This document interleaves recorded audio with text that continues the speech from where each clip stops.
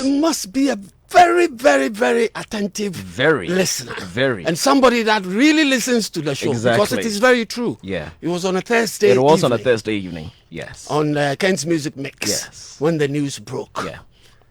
I was gutted. You know, I was totally gutted. Even though I had my issues with MJ. Which issues did you have with him? I had my issues with MJ. Which issues did you have with MJ?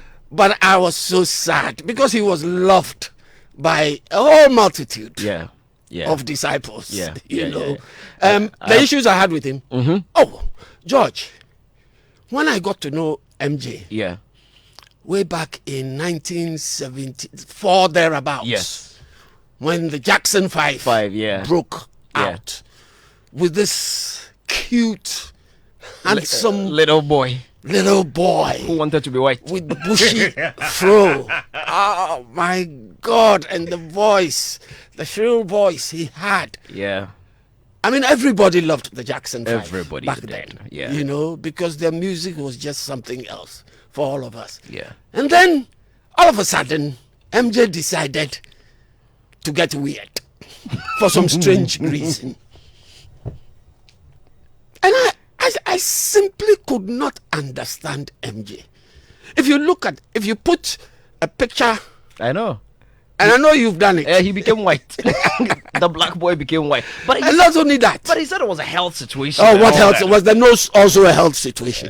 The nose, well, it was. He didn't want it to be flat. Was the hair also a health situation? Michael just wanted to be white. Oh, those were the issues I had with MJ. Yeah. Otherwise, sensational musician, Super talent. You know, one who really, really, really, really turned, you know, people onto black music, so to speak. You know, a lot of the pop people who just they love all draw pop. inspiration, and when you listen to all of them speak, you know, they all tell you that. Yeah. Look, I mean, it was Michael Jackson. Yes, it was Michael Jackson. It was Michael.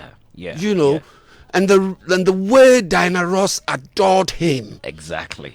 And Diana just loved him. Diana just loved the boy, and something else, you know. And you know, he's not the only one I broke on a Thursday.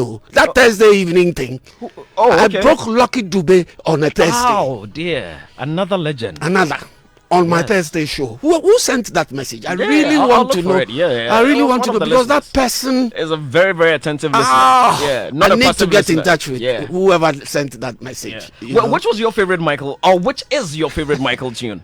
Hey, Assembly. No, I'll let you choose 3. Exactly. Maybe. Because one will not be enough. One will not be. You know, Oh, the message popped up. It popped up. Yeah, I think. This is it. It says, I remember I was listening to Uncle Ken on that fateful day, 25th June 2009, when he broke the news of MJ passing. May he continue to rest. My favorite is Beat It. That's Ernie from Dodoa. Ernie. Yes. From Dodoa. That's Ernie from Dodoa. I'll take his number and I'll get in touch. Exactly. With him, you know, because it shows he has. Yes, definitely. Retentive memory. Very, very. Now back to the music. Which, hey George. Lady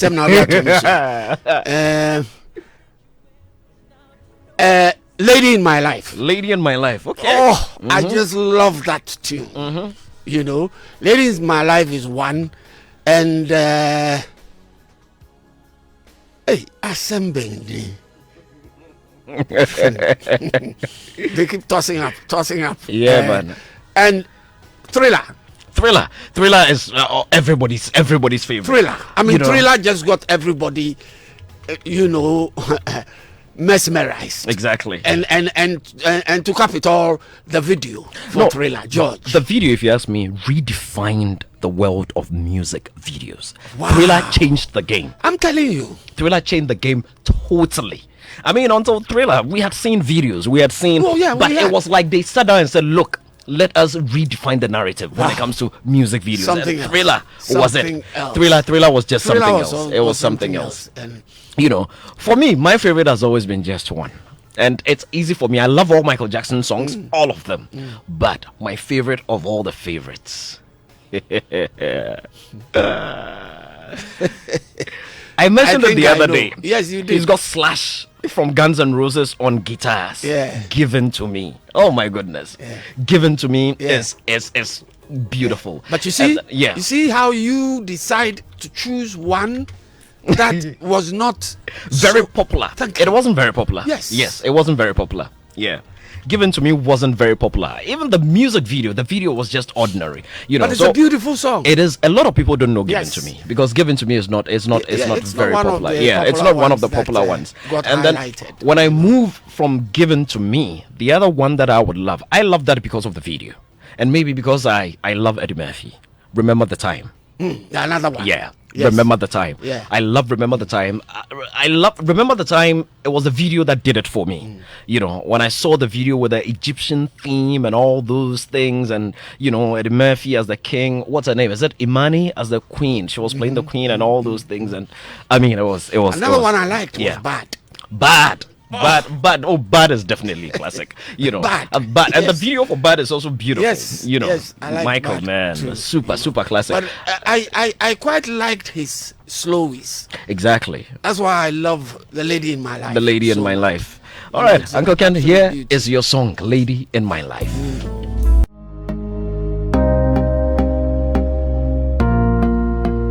Super Hits Radio, Joy 99.7.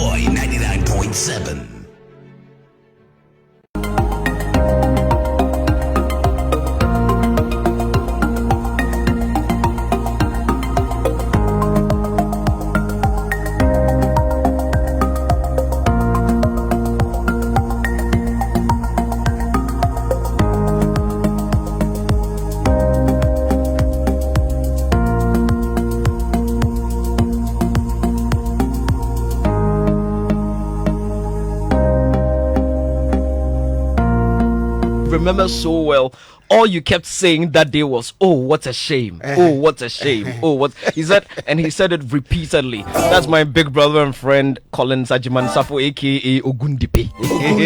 Yeah, man. Yes. He said he just kept saying, "Oh, what a shame! Oh, what a shame! Oh, what a shame!" It indeed was a shame. It indeed was a shame. And this is Nadina Thompson. She also says she loves Given to Me. Look, Given to Me, Charlie, Given to Me, man. Through the shadows of the night.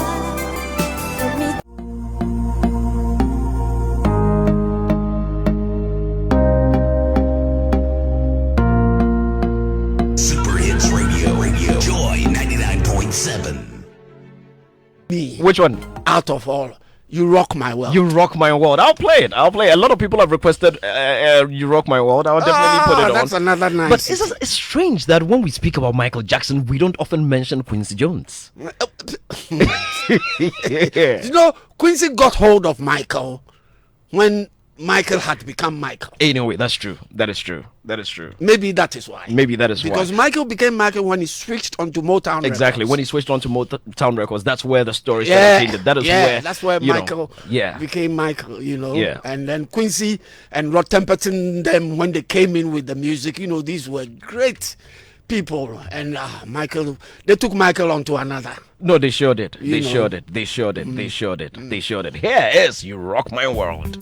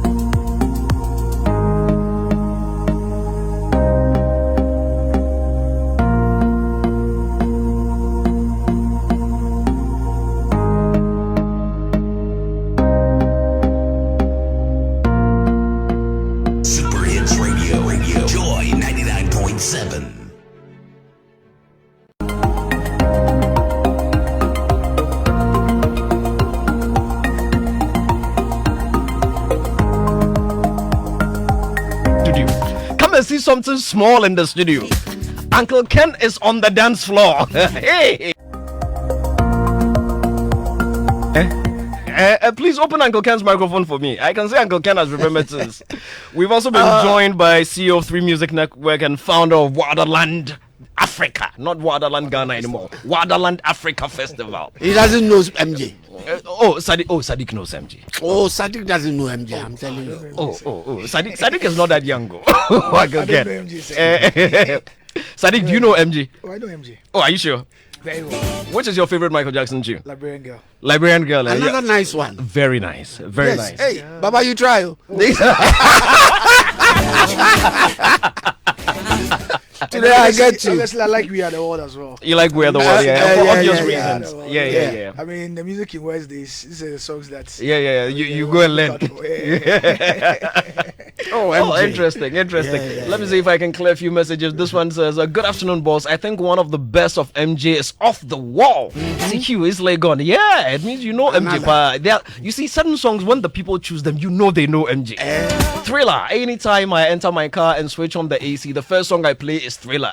The throbbing bass line drives me crazy. Now, that's someone who knows music. That's K-Boy Inside Chado. Okay, nice one. This one says, GQ, actually Give In To Me is one of my favorites. Remember the Time and Any and any one day in your life. Okay, MJ didn't only redefine music videos but the whole movie industry and especially Hollywood. Okay, interesting one there. This one says my favorite is Man in the Mirror. That's Parkour Inside Adabraka. Okay. This one says I love The Girl Is Mine. You also add your names to your messages so that we know you. The Girl Is Mine is classic, eh? George and Uncle Ken. Michael had vitiligo, a pigmentation problem. You see, I told you. Yeah, the pigmentation issue. He told you it was a. Oh, but the hair. The hair was if the skin is vitiligo, the hair should be vitiligo. Which document is Sadi scrutinizing there like that? Is it NDC Manifesto? No. National Cathedral Manifesto. So you came with documents? National Cathedral Manifesto. Listeners, Sadiq has come with documents too.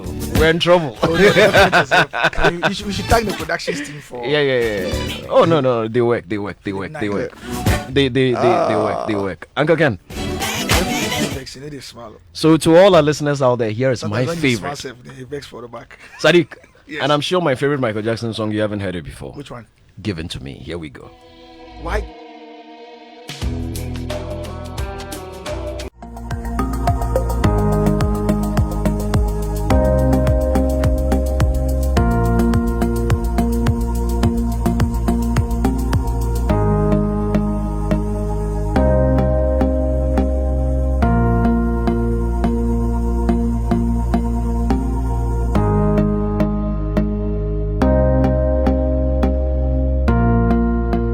Super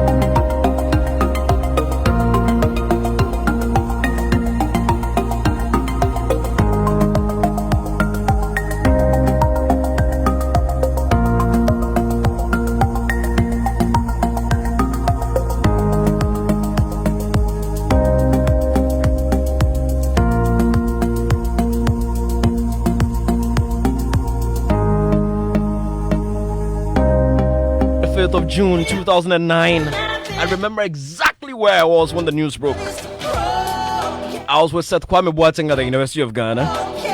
Yeah, man. Yes. Open Sadiq's mic. I can't hear him. Sadiq, you're saying? I was also at the Legon area. Oh, you are the Legon area. Oh, okay. Yeah, I was at what's this? What's that at? Pentagon. Ivandi. I was at Ivandi. What were you doing at Ivandi? Because Ivandi mostly had girls. I was speaking inspirations from you. The devil is a liar. In fact, I had gone to see my wife. Oh, okay. We were not married at the time. Okay. And then she was at the hostel. Oh, okay.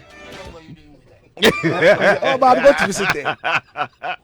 Listeners, the question Uncle Ken asked that you didn't hear is that what were you doing with her? No, I have gone to see her. Okay. You know, as what? As a smoochie partner.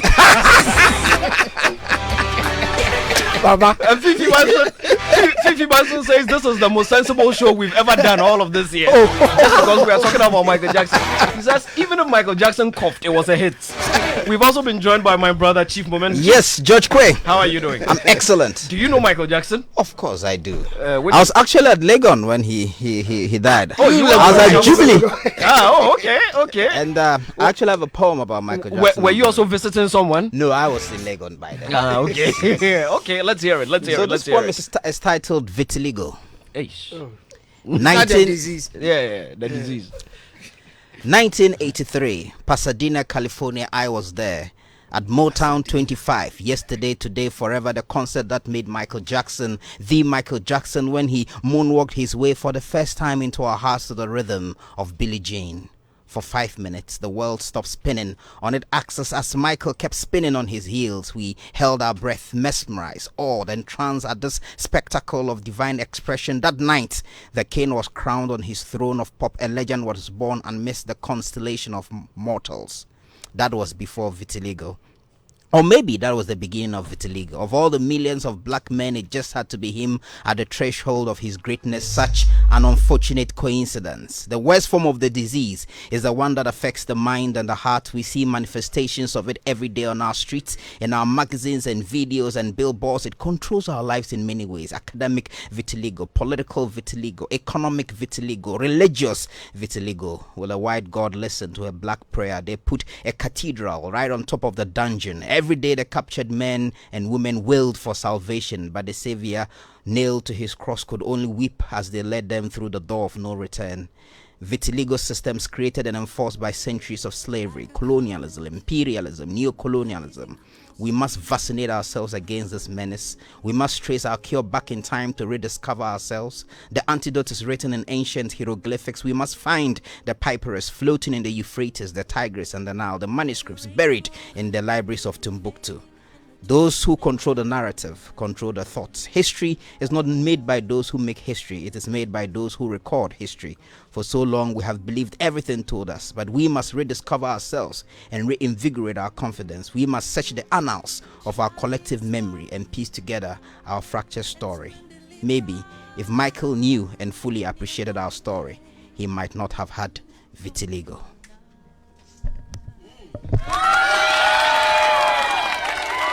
So that's my political piece inspired by Michael Jackson, but I definitely do. I was a Michael Jackson freak growing up, and I did love him, and I imitated him at some point, you know. You did a dance?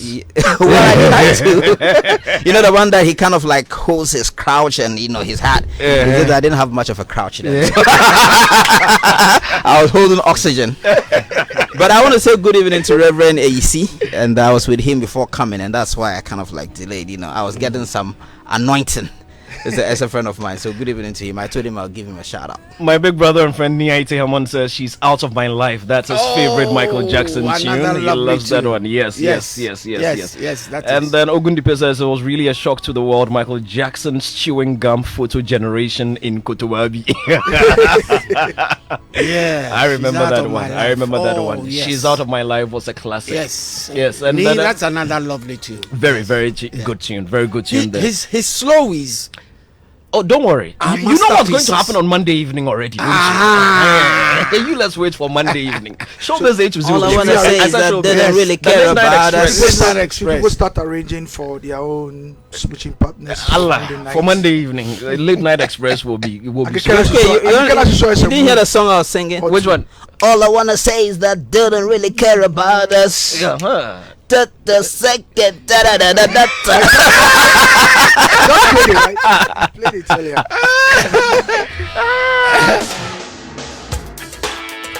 In talking vitiligo, was Michael Jackson black or white?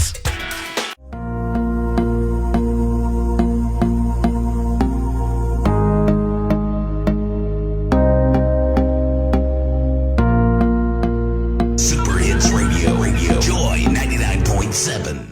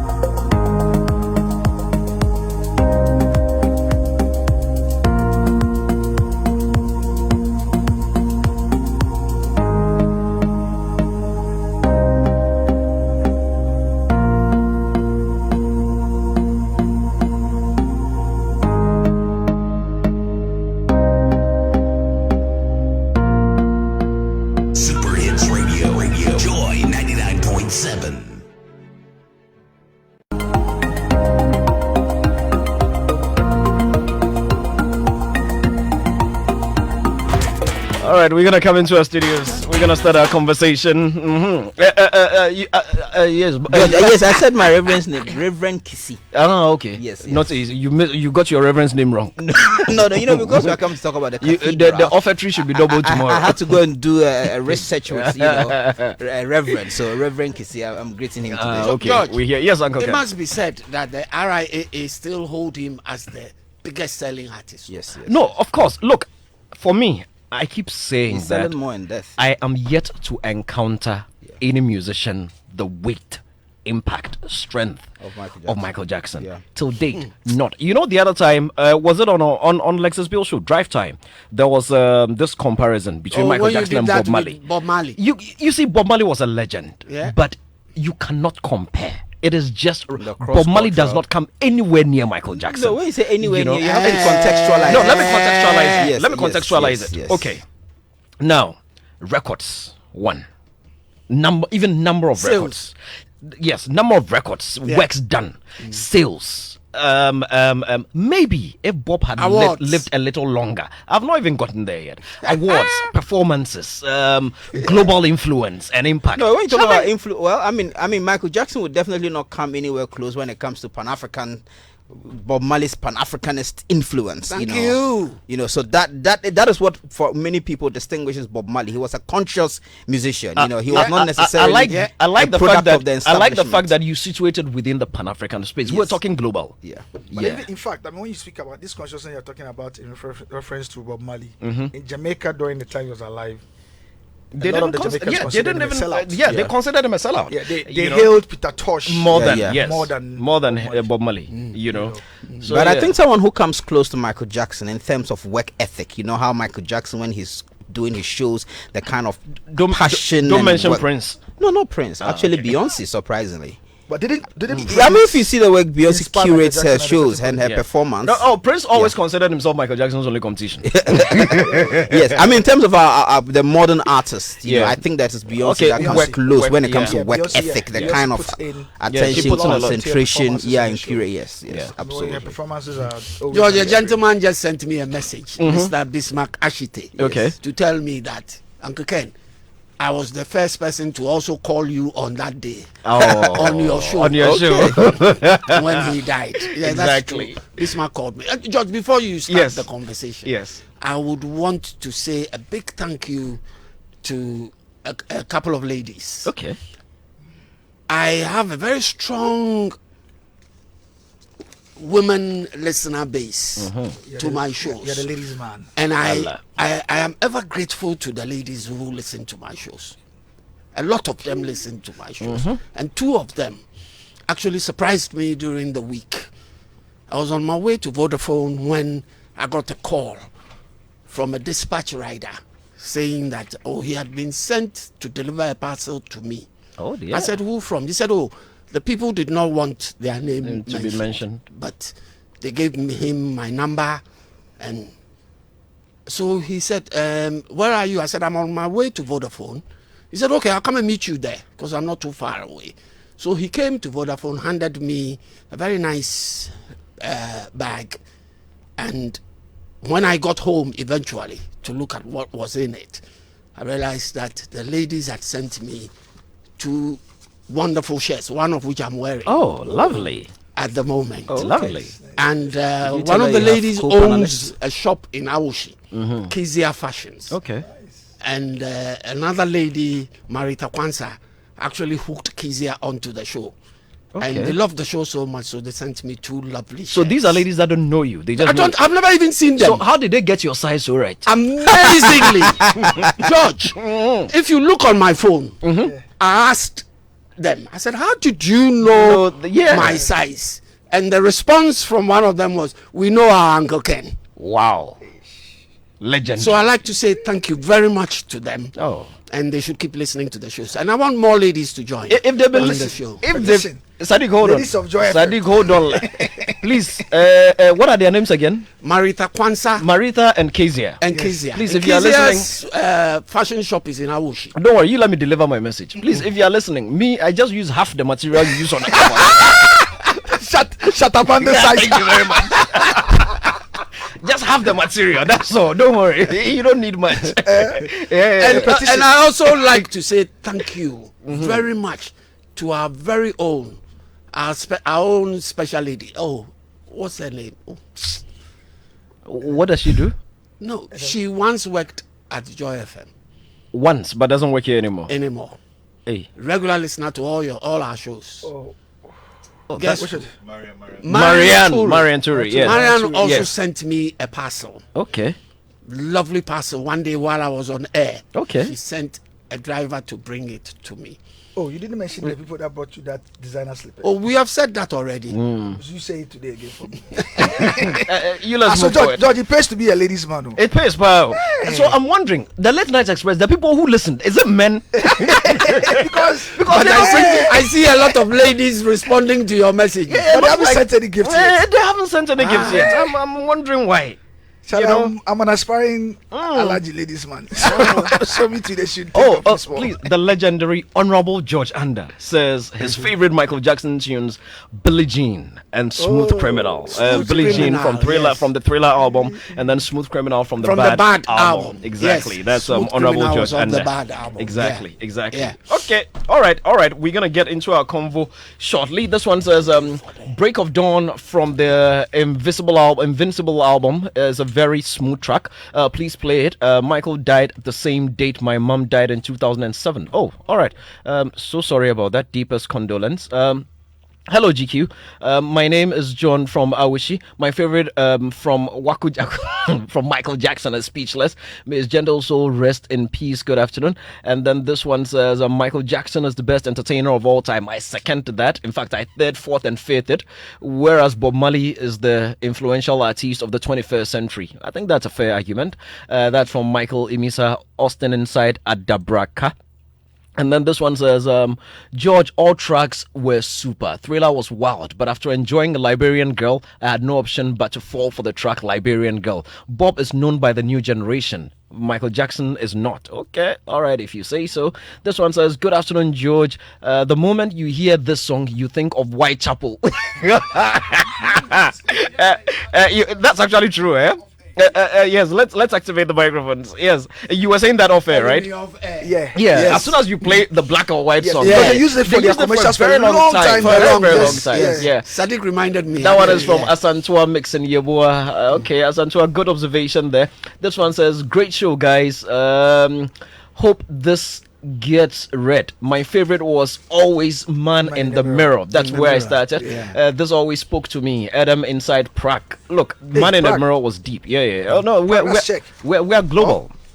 Global. Yeah, we are global. When you make your show global and you don't discuss people's bathrooms and stuff on George, who are you shading? Yes. Marita Kwanzaa has just sent me a message. Yeah. He says, Uncle Ken, please tell George he's sorted. Oh, voila. Oh, not only George. Sadiq, no, you take like 10 yards. We don't have material. We don't have material. Oh, how about Philip? Yeah, this one says, Mr. Philip. Okay. Backdoor ladies, man. Hey, the Bob Marley people are angry. There's a in May 2016, the United Nations Peace Medal of the Third World was given to Bob Marley for helping to fight for justice and peace in Third World countries. That's a whole content to While Marley's music may not have directly stopped the brutal war, it gave hope to millions, not only in his home country but all over the world. In November 2018, UNESCO designated reggae as intangible cultural heritage. Michael Jackson doesn't come near. Issa Money. Okay, Issa, if you insist. Oh, Issa, is that Issa Money? Yeah, that's all I can say is if you insist. But you know that they are challenged you on this Bob Marley thing. Oh, I remember. Yes, I recall you did. I recall you did. Okay. So we're gonna take a break. Yes. Okay. I mean, we also have to mention that Michael transformed the Super Bowl halftime performance as well. Oh, definitely. Yes. Definitely. Yes, that's the whole transformation started. He's indeed a once in a generation. And even he actually did icon. redefine the concept of live stage performance. Do you remember that 2005 MTV Base Music Video Awards? Yes. It was a showstopper. His performances I mean, it was a showstopper. Till today, a lot of this is it. Events, performance creators continue to watch to draw inspiration. When we come back from this break, are the elephants building something that might become a white elephant? We'll come back shortly. Roverman Productions in partnership with National Theatre and Joy FM presents an Uncle White play, I Slept With Your Wife. Honorable, I slept with...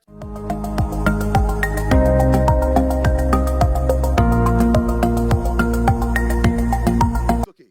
I won't say anything. I will not say anything.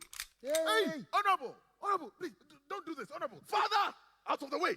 Let me kill him. Slept With Your Wife shows at the National Theatre on June 25th and 26th and July 2nd and 3rd. Time 4 p.m. and 8 p.m. each day. Rates 100 Ghana cedis. Tickets are available at Joy FM, Shell Shops at Airport, East Legon, Dansuman and Tema Community 11, and also at Bachana and Hacho Total. Or WhatsApp 050-554-6030. Media partners Joy FM. This production is sponsored by Gino Tomato Mix, A&E Laboratory, TFHO, and GHQR by Gibbs. You can also purchase tickets via Corba short code *365 *535#. Roverman Productions. Be the difference. For so long. If we change the way we look at things, the things we look at change. Winning strategies, nuggets of wisdom, unforgettable stories, all in one inspirational hour. Springboard your virtual university with Albert and Comfort Okran and guests. Planning is bringing the future into the present. A job is for the salaries, mundane, survival oriented, and there's no passion. But a career has fulfillment, innovation, drive. A growth path is clear, and you can build step by step all the way to the top. Matriculate at 7 p.m. and graduate at 8 p.m. every Sunday on Joy 99.7 FM and live on Facebook. Springboard is brought to you by Legacy and Legacy and Joy 99.7 FM and proudly sponsored by MTN, Enterprise Group, UMB Bank with support from the graphic business. Here's where we turn around. Okay, if I leave work now, I can beat traffic, get takeaways for dinner with the girls, and be on time to pick up Sam and his mom from the hospital. Eish! I must move that money into my savings account as well. Pay my old school union dues and my DSTV subscription. I promised I'll pick up some ice cream for Araba's birthday party. We know that life is go, go, go, and that it's hard to make time for the things that really count. That's why with ABSA's digital channels, you can bank when, where, and how you want, so you can focus on what or who is important to you. Get things done simply with our digital channels. That's Africanacity, that's ABSA. If home is where the heart is, then let's go home, shall we? Let's go where the entertainment is, where the passion is, where the laughter is, and sometimes even the tears too. Let's go where we feel safe enough to share our opinions and send tweets, where we do that embarrassing little dance to our favorite song. Let's go home where the love, the care, and the joy live. There's no place like home. Connect your home to super fast internet with affordable data bundles from MTN Home. Visit broadband.mtn.com.gh or your My MTN app to sign up today. MTN. There's going to come a time that the church will rise as the highest of all the mountains, and saviors will be raised in the church to deal with the world system. And let it be now. We need to have a national focus. We don't have to lose this ambition, or else we work against the Great Commission. They are equipped in righteousness, the agenda to possess the nations. Welcome to an equipping center of the word and prayer on Pentecost Hour. Pentecost Hour comes to you on Joy 99.7 FM, this and every Monday at 9:30 p.m.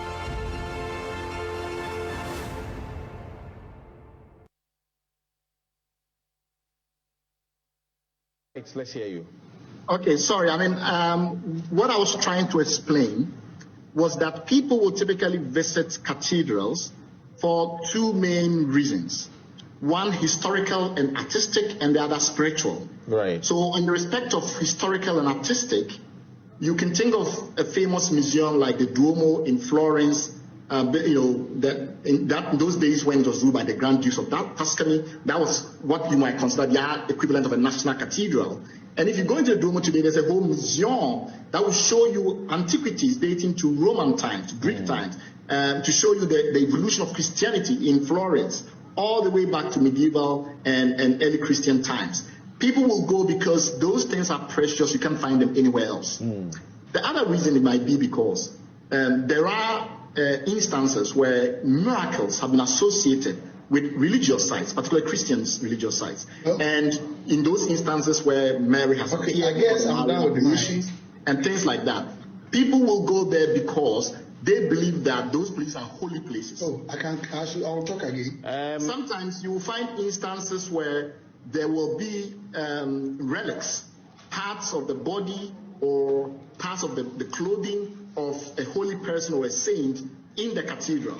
And those reasons, though, if you go to a place like the Duomo in Florence that I mentioned earlier, they believe that the finger of John the Baptist is kept in a reliquary, and people that want healing and things like that will go there for that purpose. So if we're thinking about a national museum, a national cathedral in Ghana, which has none of these virtues, because it's starting up in 2022, it has no comparison whatsoever to say the Action Chapel, that is run by Archbishop Duncan Williams as the founding site of charismaticism in Ghana, or Our Lady of Sorrows in Navrongo, which is a UNESCO World Heritage Site. Why there would somebody go to a cathedral built in 2022? There has to be a reason. And some of the reasons they've been mentioned doesn't really add up, like there's a restaurant there and things like that. There are restaurants everywhere in Ghana. So the only thing that we've heard, which is interesting because it does suggest that there is a plan to attract tourists of a high quality and high caliber to pay for it as well, is the museum idea. But then the thing with the museum is that you need to have a collection. You have to buy antiquities to put in the museum for people to come. And the cost of these antiquities are massive. And Renaissance painting alone can cost you $100 and something million, right? So let's say we are even buying, cheaper items, but still of some historical value. We can easily spend $250 million just on the collection for the museum. We've not even budgeted for that.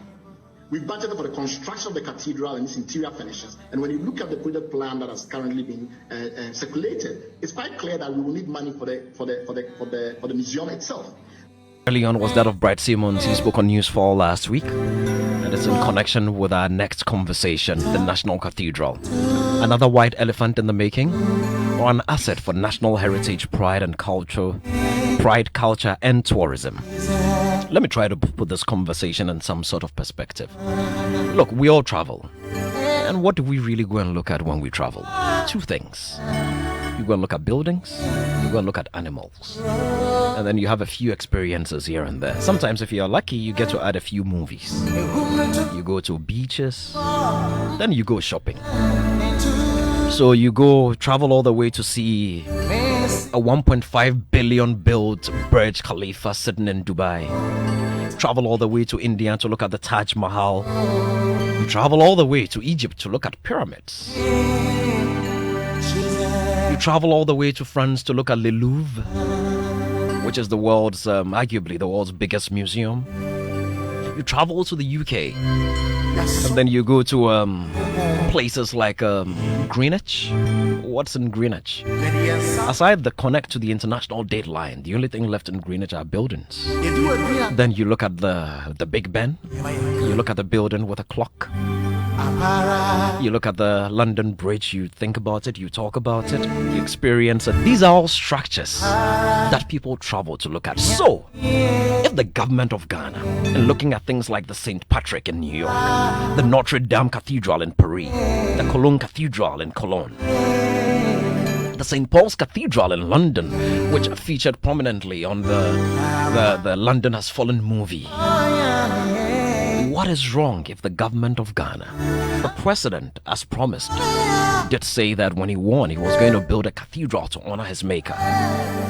And Ghana, a country that calls itself a Christian nation, non-secular, we know we are, but generally, that is why in every function we have all the three kinds of prayers, but predominantly Christians. So what is wrong with building a church? What is wrong with building a cathedral? Especially one that is being given a heritage, a cultural, and a relevant tourism perspective. One that is believed to attract tourists from all over the world to come look at. One that is believed to hold Christian conventions. One that is believed to host various, activities that will not just be beneficial to the people, but beneficial to the world as well. People that are going to come visit it and use it. What is wrong if government is investing in a structure that is going to create jobs for the people? Because naturally, when it's done, it is not Indians or people from Papua New Guinea or Australia who are coming to manage it. It's going to be Ghanaians who are going to be working there. So that is a job created right there. So what really is wrong with putting up a national cathedral? You can be a part of our conversation. 055 11 997. The station is Joy. The show is Showbiz A to Z. Let me start with Uncle Ken. Uncle Ken. George. Yes. This matter. I am. It's a very, very, very sad situation that we find ourselves in with this cathedral issue. I'm saying sad because last week, if you remember, I went through some of the reasons or the tourism benefits that the spokesperson for the cathedral, the cathedral secretariat, the secretariat, the executive director reiterated in the statement that he put out, that 7-page document, statement that he put out. And I said it all sounded so nice, but the whole issue did not start off on a good note. The good note being, as I said last week, we needed transparency, forthrightness, and to carry the nation along with the project. if you want to embark on a project and you do not carry the nation along with you, you're bound to fail. And that's what's happening now with this cathedral matter. I have been very upset at the figures being bandied about, because I say to myself, what's going on? I heard somebody trying to justify the figures by saying that, and that was even an indictment on the secretariat or whoever planned it in the first place. The person was saying that as they went along, they decided to add certain facets of the whole project one by one. So that inflated the prices as they went along. Because, for instance, in the beginning, they didn't think of, say, a museum. And now they think that they needed a museum. And then that quickly said to me, but you've just opened up a museum. 2 weeks ago, was it? Was it 2 weeks ago that the National Museum was... Yeah, I think it was about 3 weeks ago. 2 or 3 weeks ago. Thereabouts, yes. A lovely edifice. Yes. So why would the National Cathedral also want a museum? These were the questions that came to me. So I realized that the whole planning was mumbo jumbo, as we normally do in this country, you know. And my mind, when you talk about tourism or the effective use of a monument like that, if you term it a national cathedral and you incorporate all these, a cafeteria, did they say a cafeteria, a restaurant? What were the other, a hall, a 5,000 seater hall and all that. It looks promising, it looks interesting, but it is a national cathedral. So that 5,000 seater hall, what sort of events are you going to be able to, cater for? Strictly religious events. Yes, it's got to be strictly religious if you have termed it a cathedral. Stoneboy would not be allowed to go and have a show there. They already spoke to it. They have. The secretary, yeah. So, George, you know what happened? My mind went back to when I visited Cape Town in South Africa for the jazz festival that they host there. I went to the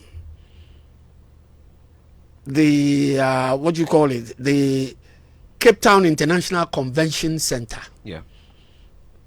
I don't know if you've seen that edifice. In actual fact, they built another one. So they now have 2 Cape Town International Convention Centers. Now, this Cape Town International Convention Center is a place where exhibitions and trade fairs, meetings and seminars, banquets and galas, theater and entertainment, film shoots and other productions take place. So it's a huge edifice that caters for all facets of the of the country, of the town. So it means that gospel musicians can go and have an event at the Cape Town International Convention Center, which would not be a problem. Likewise, secular musicians can do so. You know what is even most beautiful about that convention center, George? The car park is what is transformed into an arena for the jazz festival. So, Uncle Ken, if I'm getting you right, you are critiquing the purpose. Yes, I am saying that. You want to critique the purpose. I am critiquing the purpose, and why a huge outlay of money should be spent on it when it can only cater for a certain section of people of the society. It would have been okay for you if it were called, say, the National Arena. Thank you. So that you would have been okay. I would have been perfectly okay with that, because that would have broadened the scope of people who could use it. And its usefulness. And then for tourism purposes, all manner of, people could go there and exhibit and enjoy. But if it is called a cathedral, then you limit it to only the Christian folk. As I said before, because I don't think Stoneboy can hold, and Sadiq has said that it has already been said by the Secretariat that no, none of the secular artists would be able to go and perform there. And you look at the Perez Dome that Adum FM was using some time ago for their Adum Praise.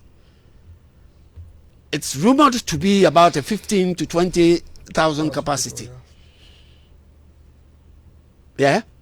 Now, that Perez Dome, being a Christian entity, would not allow any Sadiq to go and hold 3 music awards there. And Sadiq would have loved to host 3 music awards in such a large capacity auditorium.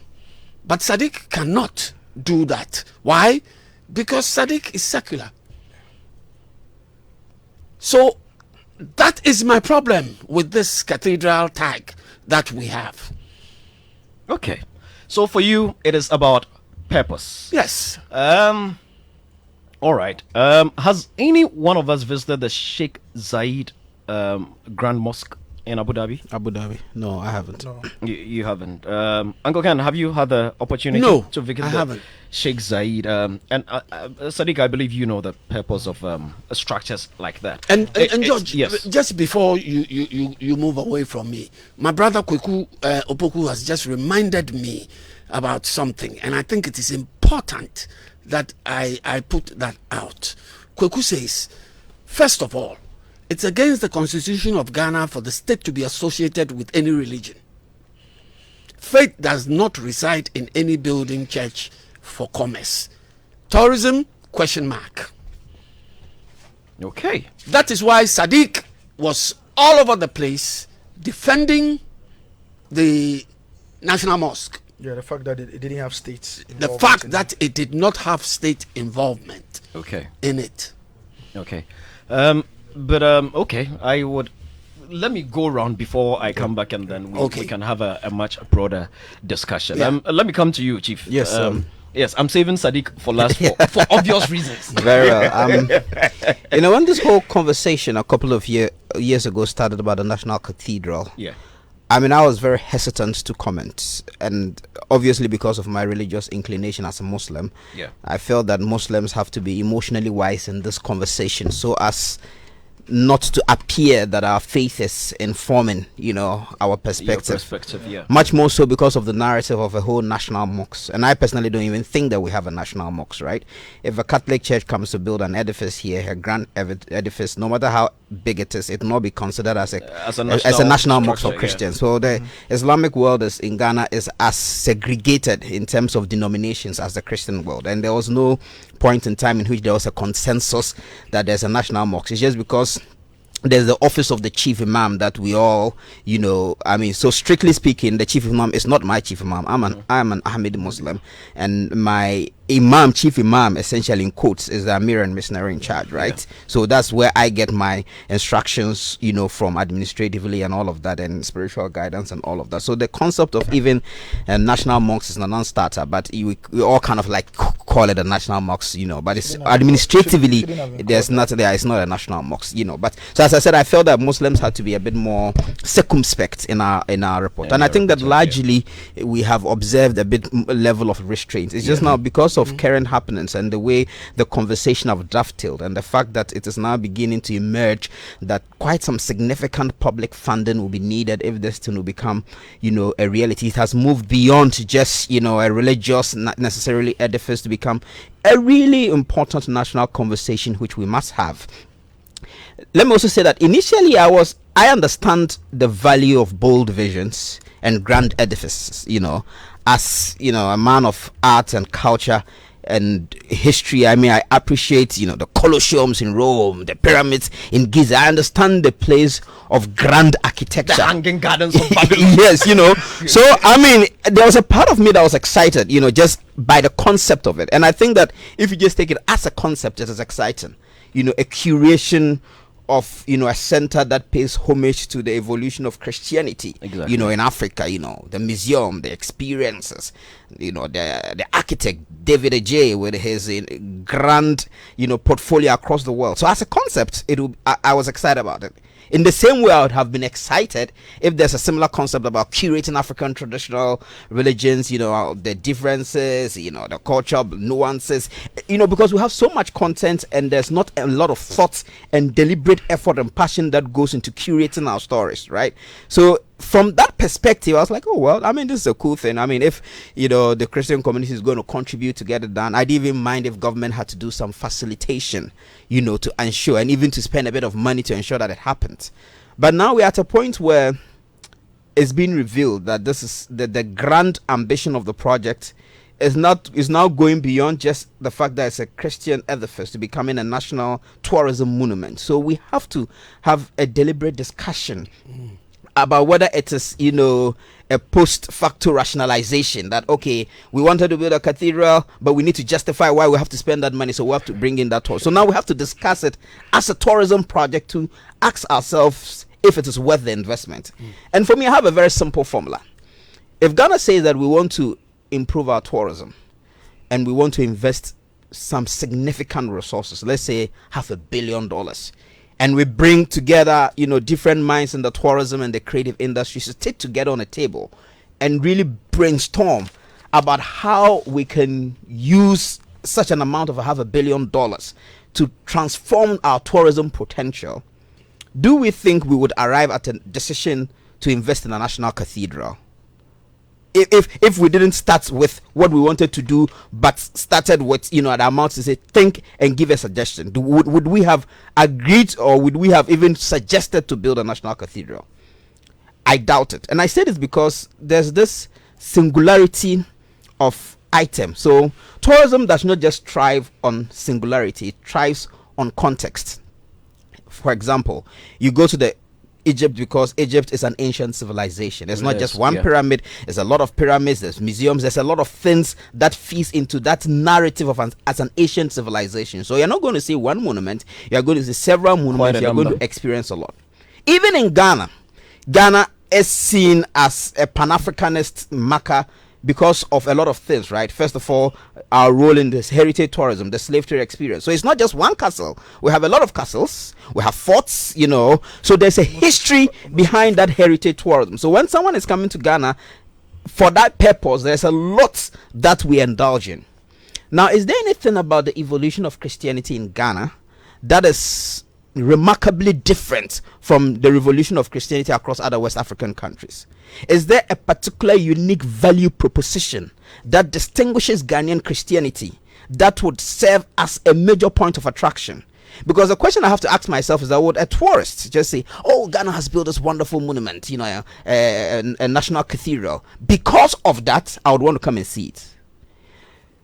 When people are already coming in, they are going to mark out the things they want to do. If there's a cathedral and there's a whole narrative about it, they would want to see it. But would the cathedral in and of itself, drive mass exodus, into this country? So that if annually we were getting 1 million tourists, because of the cathedral, would that move to $1.5 million? 1.5 million people. Visitations? I doubt. I think that those who are already coming, if there's a cathedral, they will go and see it anyway. Some will go and see it. But as to whether the cathedral in and of itself would draw mass audiences, I think that can only happen if Ghana had a narrative of Christianity that was unique. And had several things that could be connected to that national cathedral narrative. So it's not just the national cathedral, it's about something in the north, it's about something in the east, it's about the whole narrative of Ghanaian Christianity. Is Ghanaian charismatic churches more vibrant than Nigerian charismatic churches, for example? So my point is that we cannot bet our hopes on just the singularity of the vision of the National Cathedral as the holy grail of tourism for us. Interesting. So back to my question, if we're sitting on the table to discuss how to utilize $500 million, would the National Cathedral have been the way? That's why I doubt whether it would have been the way. Just so we do not confuse the listeners, yes. $500 million is not what's being spent 400 on the cathedral. Okay, 400 million. Yes, I use the 500 as because just so but it has also been said that that's just the cost of build, right? The cost of curation hasn't even come in. If we want to get those really priced items that will give this cathedral some kind of respectability, it will probably go beyond more. So even I'm just using that figure to say, if we had the most significant amount of money to spend on one or a transformative project, should it be the cathedral? And if we had started from that point, I don't think we would have ended with the decision to go with the National Cathedral. So it boils down to the fact that it is the president's vision. And for me, this one thing that we are picking from this is that if our leaders are fixated on particular ideas, like how Nkrumah was fixated on a number of transformative ideas, we can see change. So the reason why Africa hasn't transformed is not because our leaders are unable to fixate about issues, is because it's about the things they decide to fixate on. Okay. And we'll throw more light. We'll throw that there. And that was Chief Mumen right there. Let me bring Sadiq into the convo. Sadiq, National Cathedral. I mean, let us.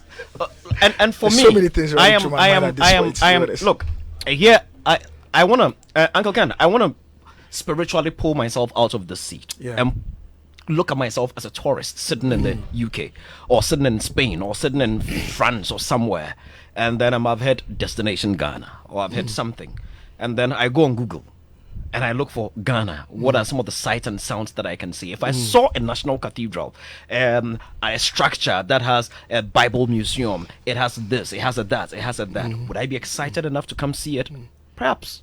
Yes, I might be, because the other things, am I going to see, let's say, I see the beaches. Are there beaches in Barbados? Are there beaches elsewhere? Yes, there are. Maybe there might be some, you can go to Mole, canopy walkways. Are they common other places? There are. Animals, can I see some in South Africa? I can see some. So you may want those unique edifices. And I like the mention of the pyramids at Giza, for an example. You understand the Colosseums, and is it Spain that has Rome that Italy that has all those Colosseums. So you may need unique structures. I go to that is why when you do a tour package to Dubai, for instance. Yes, I'll learn shortly, so you can respond to it all as one. You do a tour package to Dubai, for instance. They would let you see the Burj Khalifa. They would let you see. You do the desert safari. You'd see their museum and all those things. But they would also let you do that 1 hour journey to Abu Dhabi to see the mosque, and thousands of people go there. So look, considering some of these potential benefits from tourism, is it really such a bad thing to consider putting up a national cathedral? George, just before Sadiq comes in, Sadiq, George has raised a certain issue I wanted to ask you. You see the mosque? Yes. The National Mosque? Yes. Is it called the National Mosque? Well, it's been now named so, but originally, I mean, originally it wasn't supposed to be named as a National Mosque.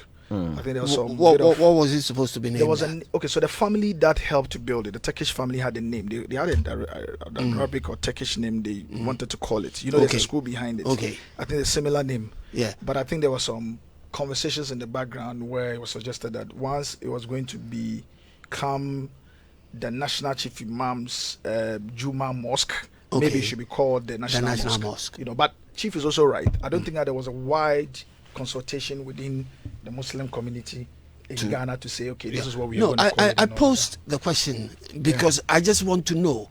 I have taken it upon myself to go and have a look at it, at that edifice, because I just loved the edifice there. It looks so imposing where it is. Do people travel from far and wide to visit it? Well, I mean, we've had people initially when it was open. A lot of Muslims that went there. There were people that actually even wanted to take pictures. I know people had wanted to even hold certain kind of events there. But if you understand how religious management in Ghana here is, it can sometimes be situated within a certain fundamental context that makes it hard for the managers, depending on their background, to allow for certain flexibility to do some things. All right. So understandably, you realize that the marriages that people had wanted for it to happen there will not happen. Some of the occasions and events and things. Look, last week, somebody, they have conference rooms around it. Somebody posted a comedy event and it created an uproar. You understand? And so I understand the secretary to the trustees, for instance, when he said that there have been certain events cannot be allowed, and it's fine. Generally, when you have structures of that nature, you can allow for some of these things. And I think the naming of the national mosques may have been one of the things that began to cause problems and created a fertile ground for anybody that wanted to suggest that, we need a national cathedral, for instance. Okay. It was the naming. The naming just opened it. So if you realize, some of the people that were narrative influencers for, say, the National Cathedral, for instance, began to first refer to it without knowing the background and the history. Exactly. That it had government. Yes, I know somebody, for instance, that kept on insisting, and I went back and forth to the person and provided a history to tell them that, look, there's no dollar, or there was actually a certain point in time when the ex-president went to Turkey, for instance, for a state visit, and the man that was involved in lobbying the Turkish family to help to fund, because the Muslims in Ghana started their own project and they couldn't complete it, decided to arrange a meeting for the person to meet the ex-president. One of the reasons was to convince them, for instance, that they were bringing in a certain item. At this point, the mosque was about more than 80% complete. They were bringing certain items in it, and they needed a certain level of state support or anything like that to them. It never happened. Anyway, let's move forward. Let's focus on the one that we're discussing. So I put it in perspective. If you were a tourist sitting somewhere, you went on Google and you saw an edifice that is unique. George, would it be good for you? Chief gave a very good background analysis to it, and he's right. For a number of us, personally, for me, I initially, when the whole conversation started, and until it became, they wanted to ride the whole tourism argument and everything that got all of us out. It was like, okay, well, this is perfect. If you look at the investment the church has made to the country over time, investment in schools, hospitals, and everything, obviously, it would have been important to create something that's a reminder of the investment that the church has been making in Ghana over time. However, I'm sure that even the church, as a unit, for instance, would differ on the times of how this was going to happen and the level of state involvement in it. So when the initial narrative was that, the state wasn't going to fund it, people backed down a bit. Even when they made suggestions regarding the land usage and all of those things, people backed down on it. Now, for us involved in the Tourism, Culture and Space Act, you would have realized that there hasn't been an overarching and a certain transformative agenda by the president to have to enable it.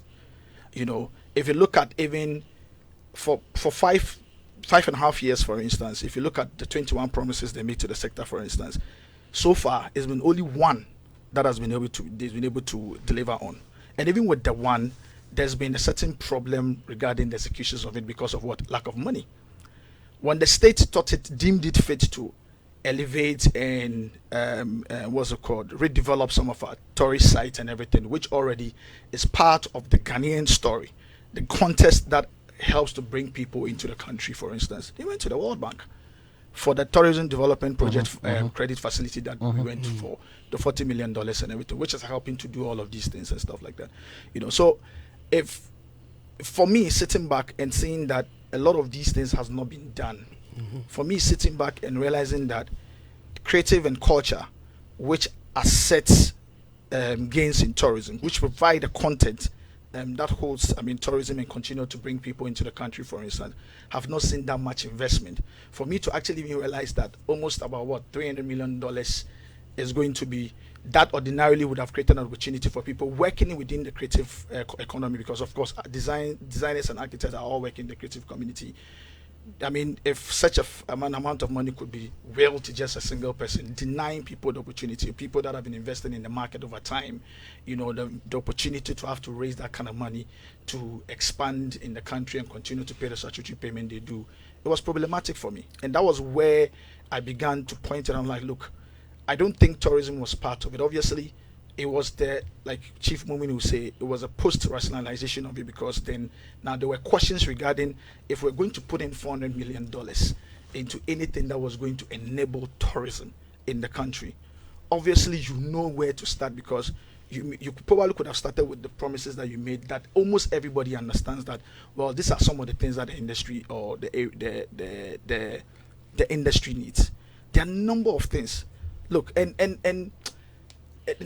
I'm just all over the place in my thoughts regarding it. Yes, because I noticed you left my question alone and answered your own question. You know, and where you're going, we will get there eventually. But I just wanted us to take it from a particular perspective.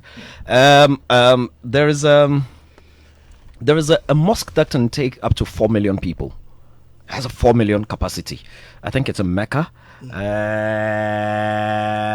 I'm trying to remember. I think I wrote it somewhere. The Masjid Al Haram. Yes, it's about 4 million people, right? Also, 4 million? Yes, I think so. If I'm not mistaken, about 4 million. 4 million? Yes. Jeez. Yes, exactly. I like that reaction. But this hold on. Let me learn. Now, that is why I asked you from the perspective of a tourist. You see, Uncle Ken's reaction. He just said, "Geez, 4 million people." Whew. You understand? That is why, I mean, for all the reasons, and if you read history, they will tell you that Ghanaians were not even happy when Osajifo Dr. Kwame Nkrumah was putting up the Tema motorway. A lot of people fought him, and we need this, and we need, and we need this, and we need this. Why are you putting up a motorway? But years down the line, today we need an even bigger motorway and all that. You understand? So there would always be something else that needs to be done everywhere. I'm sure when they were putting up this 4 million capacity mosque, people naturally would complain. No, George, I think that the mosque is a bit because it's Mecca and the pilgrimage. Okay, maybe for it wasn't for attraction; it was for functionality. But let me learn. But the reaction Uncle Ken made, that is why I asked that if you are a tourist sitting somewhere and you want somewhere to visit, and they've told you about Ghana, and you Googled Ghana and you saw a national cathedral with everything else that they say it comes with, could it trigger some excitement? So George, that's what I tried to do. Yes. Let me answer to that. Yeah. You know, when Chief indicated to you how people do not necessarily just visit these things without context and the story. What would be the unique story that would pull or compel people to come? That's because after you built the museum, don't forget you'd have to be engaged in other marketing or creating a certain narrative around it that will compel people to come. The Mecca example, for instance, is different. When you go into Mecca, for instance, there's a place where they call the Zamzam, and people actually even go to fetch the Zamzam because there's a certain belief in the miracle inherent in the water. Also because there's a story behind it. You know, so often people are compelled by the story. What was what we used to pull a lot of people to Ghana? Our slave heritage and our story, the story that's connected to it, the fact that we have over 65, slave sites in this. So in this particular case, beyond the design of the building, what will be that unique story that is connected to us that you the pull factor? That's what you're talking about. Of the context. Yes. There's no. What is the context? Look, Bryce Simmons gave a certain when he was analyzing or trying to find out the relationship between what we're looking to build with the Bible or the Museum Bible, for instance, Bible Museum, for instance, who apparently are going to help to curate our Bible Museum here. And he cited some of the problems and issues that they had. You know, some of the things that turned out to be fake, some of the stuff that they put out there were not things. I mean, it created a whole lot of conversations which impacted them. So in our case, for instance, what is that unique connection in the evolution of Christianity here that will compel people to come here that it's not probably... That is not probably... When you look at it generally, even some of the men of God here are already attracting people because there's a certain story and a certain amplification around the miracle powers that they have. I mean, some of the churches, Obi Nim is getting numbers. Over the year, if you put it together to try to check out about, measure the numbers he makes every week for some of his services, for instance. You probably get the numbers. Obinim, that's the one who can charm passports, right? Sorry, not charm, who can make passports appear from the embassy. Look at any of the churches. Let me that one is by the way. For instance, let me just land. Yeah. I know why the Central Church, for instance, may have found a reason to create a new center that apparently takes more than 15,000 people behind the trade fair. Also because they're experiencing these numbers on the daily, and some of the numbers are coming in the West African sub-region. But why are they coming? There's a story and sometimes the story sits with the particular man of God that is actually even driving it. Some of them are coming because of Otabil, Pastor Otabil. Some of them are also coming to some of the churches because Dagwood Mills is there. Some of the issues. See, look, there's a young guy that's doing amazing work, Irok. He runs one of the youth churches for Christ Embassy, the UPSA branch. You should see the numbers of young people that are there. There's a certain story, there's a certain context that pulls in the people, not necessarily the building. When he even started at one of the hotels, for instance, they were coming. It didn't matter where when he went to Fantasy Dome, they failed it. Sadiq, I like where you're going. So doesn't all these lead to a certain narrative that a national cathedral would be a good asset for Ghana? There is so much in religion, and as you're saying, these religious people are pulling so many numbers. Look, Uncle Ken, you are from Ikropong. Have you seen Dakiwad Mills' place up there? Yes. It is a world on its own. It is a world. So Christian religion is a big thing here. George, right? I mean, you have your majority of your citizens are Christians. If it is a big thing here, and churches keep springing up every day, and they still keep getting numbers, George, is a national cathedral not a good thing then? George, where we have all differed is the level of state involvement and investment in it. Right. That's where we differed. Okay. We have made the point, and that's where, in fact, even for them, when you ask them, for instance, to rationalize the investment, then they pushed it to tourism. Then people in the sector began to point out things that if tourism really mattered to you, and you were not just looking for a certain weak leg to run on or stand on, there were a number of things you would have done to enable tourism in this particular town. Look, the president actually even said that tourism now, even without that overarching transformative agenda to enable it, is your third biggest contributor to the GDP. You keep mentioning that. I mean, he stated that. He stated at the launch of the museum. You know, that this is even without that overarching and full support or investment, and it's driven heavily by, even with all the problems. So she tell you that what he challenged the tourism ministry to do, for instance, which is by 2024, deliver 2 million visitors. 2 million to the visitors. Country. You could see that with just as little support from the state in actively enabling the sector, we could just hit it. But if you actually even look at even their main objective, what was the plan? What are they coming to see? I mean, they said that they were looking to target 10% of the 600 million Christian population in Africa, which would have amounted to what? 60 million. Oh, you mean with the cathedral? With the cathedral, which I wanted. And it's not realistic. It looks like it's not been well thought through. And there's an example that, gentlemen, hold on. Before we deviate from our subject matter, all the problems like the transparency, Uncle Ken gave us the perspective where the issues are, the transparency, the state involvement, everything. I mean, other shows have gone deep into that. The news files, they've gone, we know them. I want us to pick it from an asset for national heritage, pride, culture, and tourism. Does this cathedral have the potential to deliver these? Can it deliver these? And Uncle Ken, what made you say wow when I mentioned the 4 billion? 4 million is huge. It's huge, George. Is that something you love to visit? Of course. Does it have any your desire to want to visit? Has it got any religious connection? I am not a Muslim. Okay, but I went to see the national mosque. But understandably, you need to provide a context and the narrative that draws this 4 million. It's not even also because no. Hold on. That is why. No, hold on. That is why I used Uncle Ken, because Uncle Ken has not considered any history. Yeah. You understand? And it's the same reason for the National Mosque. He's not looking at any history. He's not looking at the history. He wants to see that big building. And I believe there are millions of people out there that are thinking like Uncle Ken.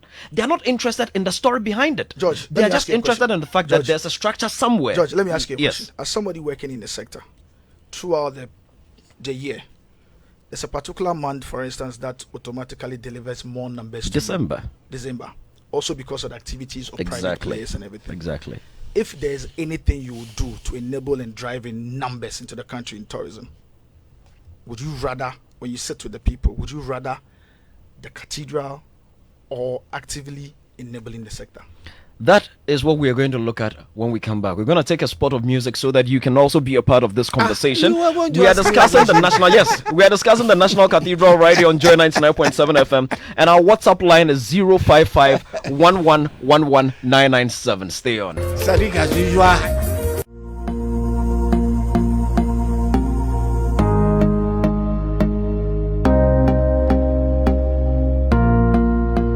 Super Hits Radio.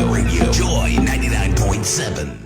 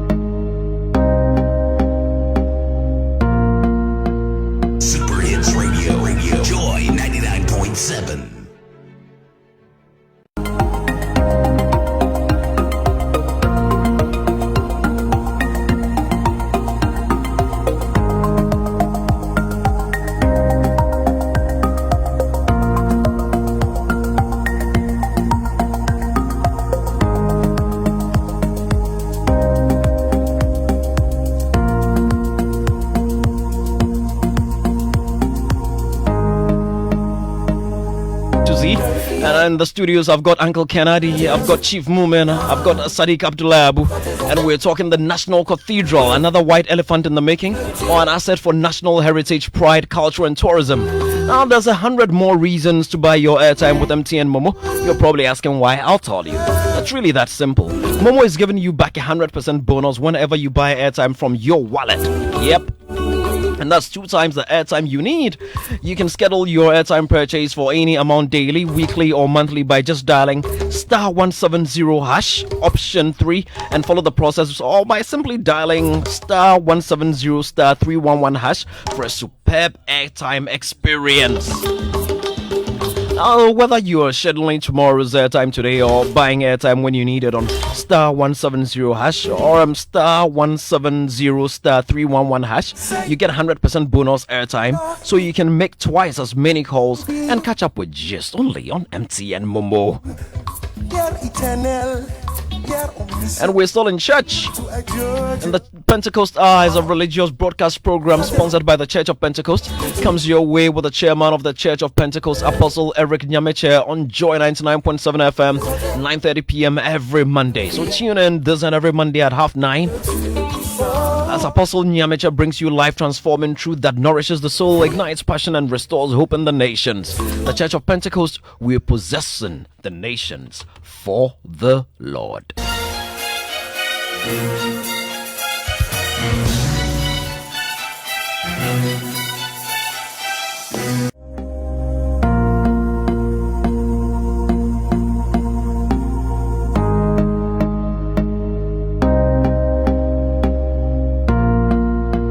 Super Hits Radio, Joy 99.7.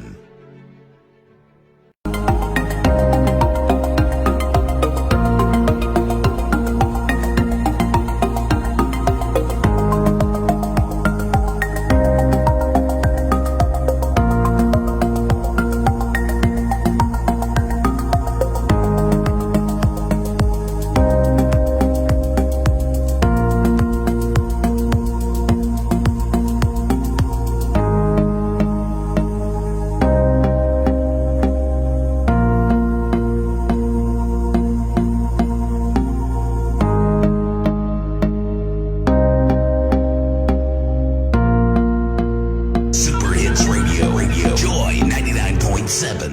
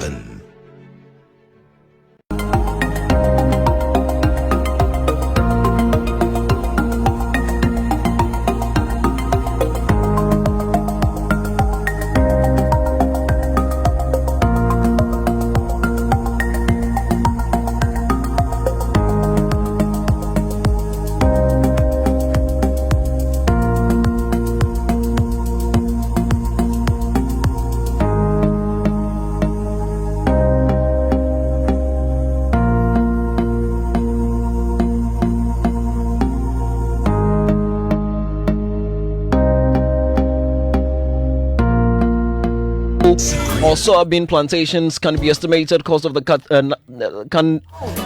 can that estimated cost of the cathedral can do for us, okay?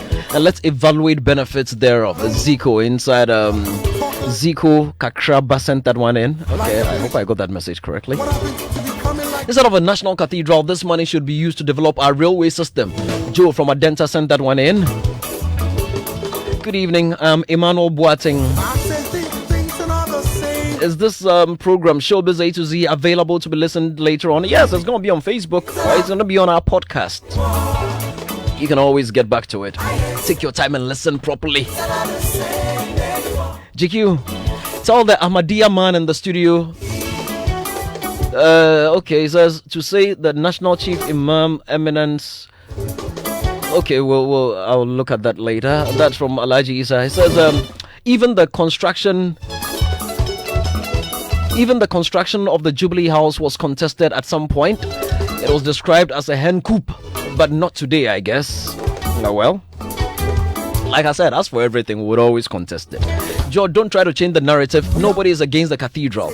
In fact, those historical ones you see across the globe, they used many years in constructing them. And many of those who did at that time did it out of pride and patriotism without talking salaries. Today is not the same. Jonas from Lashby. Jonas, I'm trying to understand. Are you saying people should not get paid for their work? Or are you saying the same should be done today? People should come and build the cathedral for free? I want to understand you. Don't like my message? So answers, I know. To the left, to the right. Masa, let's stop this cynicism. $400 million. Hey! There's a fort literally rotting away in Pram Pram. Why not spend that money to refurbish old but monumental edifices? Are we in the poor range of countries? God's own Ghana deserves better than NPP and NDC. Period. I am fed up. That's Shem Mixon Yeboah. Okay, that's Shem Mixon Yeboah right there. And this one, okay, George and Co. Firstly, we aren't financially sound currently for a cathedral to be built in such a rush. I'm a staunch Christian and will be proud to see a national cathedral. I've lived in the UK for over 30 years and worked in the city of London for years, right opposite St. Paul's Cathedral, and most summers have my lunch on the seats around it. Beautiful surroundings. From where I sit, our maintenance culture in this country will run the whole place down. We've seen it over and over. Lastly, Ghana is too expensive a country to expect the cathedral to bring in visitors. Thanks, that is Nana from the Spintex Road. This one says China, India, Japan, etc. borrow Ghana a lot of money. You mean lend Ghana a lot of money? What do they worship? Government cry of not having enough revenue to fund developmental projects, but still causing financial loss to the state, funding shoddy works, procuring unreasonably. Corruption constitution is amended to eradicate unreasonable spendings. Misuse of state funds is stopped, and prosecution of... Okay, I'm trying to understand the message. But that's from Nana Kwesi, by the way. Swan says, good evening, George. I don't think anyone is against the idea of putting up a monumental structure like the National Cathedral. But there are issues. One, the times we find ourselves in, we are broke financially. Other sectors are bleeding. Transparency about the project. What we were told from the onset and what we're hearing. How we went about the project. Example, location, funding, and recruitment of engineers is too milky and questionable. Government must come again, because estimated figures keep changing from one office to the other. Adam inside North K sent that one in. Okay, let us come back to the studios. Uncle Ken. One more. Yes, Uncle Ken, go ahead. I just got a message. Mm-hmm. Ken, why do we shy away from simple truth?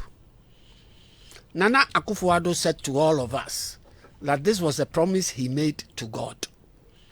Let it be personal to him. Why are we torturing ourselves about the National Cathedral with state involvement? There is no genuine National Cathedral anywhere in the world. Catholics will not worship as Presbyterians, nor vice versa. Let's be careful when the lobby for the National Fetish Shrine begins. Know where it started from. Very interesting one. Very, very interesting one. Very, very. So, Uncle Ken, I mean, I'm going to put you on the spot. Okay. Let us assume you are in a position to make a decision, authority, say the president or the vice president, somewhere and you've heard everything that has been said. Even on this show today, you've heard Chief Mumen, you've heard Sadiq, you've heard a lot of Ghanaians speak. What would be your decision going forward with this cathedral, considering still let's situate it within the context of a national heritage, pride, culture, and tourism? What would be your decision? Somebody sent you a text. You just read a text from one of the listeners. Yeah. Who said that it took several years for other edifices to be put up. Other edifices. Yeah, and my very good friend Daniela Moating also asked same that. How many years did it take to build some of these other edifices? It didn't take 4 years for sure. Yes. Yeah. So we find ourselves in perilous times at this juncture.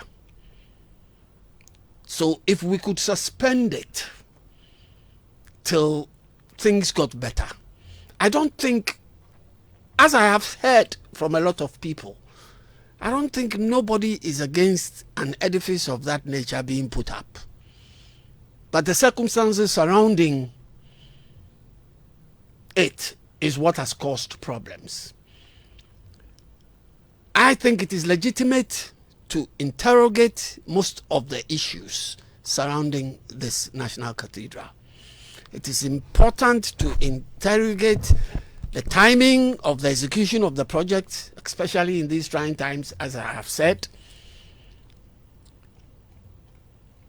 It is legitimate for Parliament to demand accountability from the government on what has been spent so far on the project because of the varying figures that we've been made to believe are being spent on this thing. And my main issue is if public confidence and trust, and not just with this particular project, Chief, but with governance as a whole, is to be enhanced, then transparency and accountability remain very key ingredients.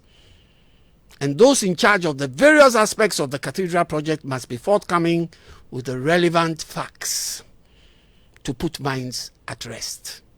So me, if you push me, I think in these trying times and where we are, I don't know if the foundation has been laid, has been finished. Investment has been made already, Younger Ken. Yes, investment has been made. Money has gone into but we could put it on hold while still asking people to donate, because we still have donations going with the. And what happens to the money that have gone to all these people already? Yes, it has been paid, and it's not going to go waste. It can just be put on hold. So, Uncle Ken, you would put it on hold? Yes. Okay. I will put it on hold till the system gets better. Would it? Oh, sure. I mean, I asked would it because the base. The system will get better. Look, in economic theories, they will tell you the war will end soon. They will tell you that needs are endless, resources are few. It's a basic economic George, we theory. know that.